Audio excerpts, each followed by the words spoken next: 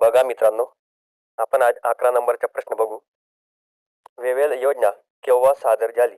तर याचे उत्तर आहे 1945 या वर्षी. या प्रश्नासंबंधित महत्त्वाचे पॉइंट बघा. लॉर्ड वेव्हेल यांनी ही योजना जून 1945 मध्ये मांडली.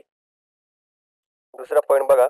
कार्यकारी मंडळात व्हाईसरॉय व लष्कर प्रमुख सोडून सर्व सदस्य भारतीय असावेत असा प्रस्ताव या योजनेमध्ये होता.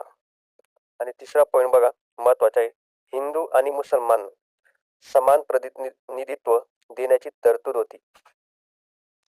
आणि चौथा पॉइंट आहे, काँग्रेस व मुस्लिम लीग मतभेदांमुळे योजना अयशस्वी झाली. बघा, कोणत्याही परीक्षेत याच्यावर महत्वाचे प्रश्न तुम्हाला येणारच आहेत.